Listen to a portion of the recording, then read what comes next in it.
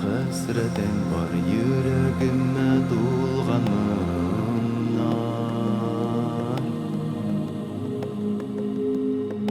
Sensiz dünya bizge diktar, selam sana ey peygamber.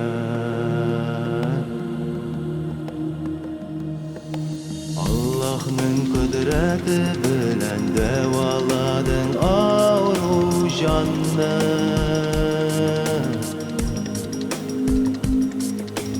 Sen bizge dağ nurları ey peygamberler imamı.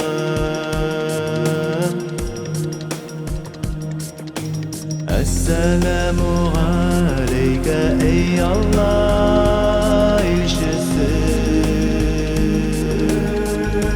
peygamberler imamı.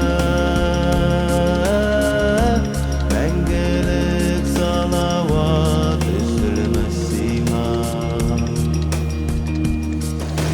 Allah'ın rahmeti bulsun sana.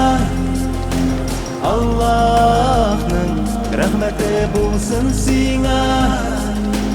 Allah'ın rahmeti bulsun sana.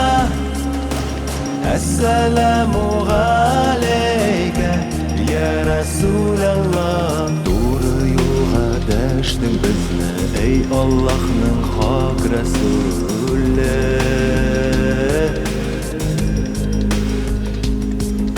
Şın gönülden süyem seni ya Muhammed ya Resulallah.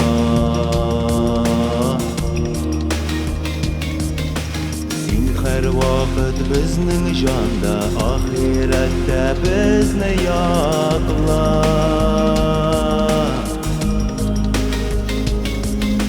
Sen ko'rkam din bilan kelding ya Muhammed ya Resulallah.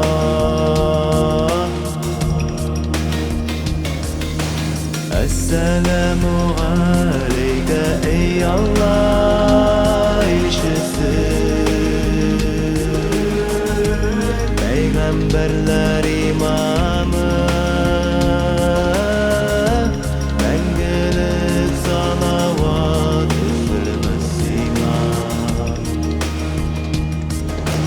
Allah'ın rahmeti bulsun sana.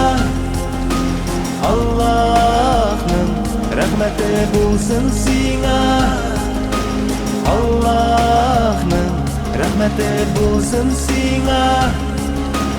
Esselamu aleyke ya Resulallah. Allah, Allah, Allah, Allah, Allah,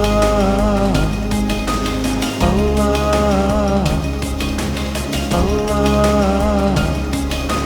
Allah, Allah.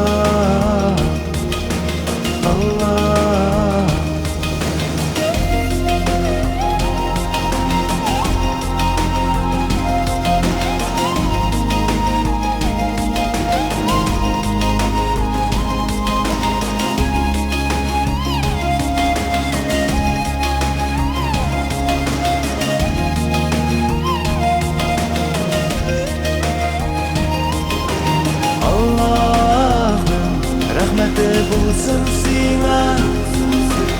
Allah'ın rahmeti bulsun sana.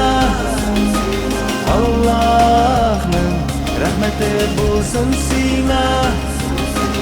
Esselamu aleyke ya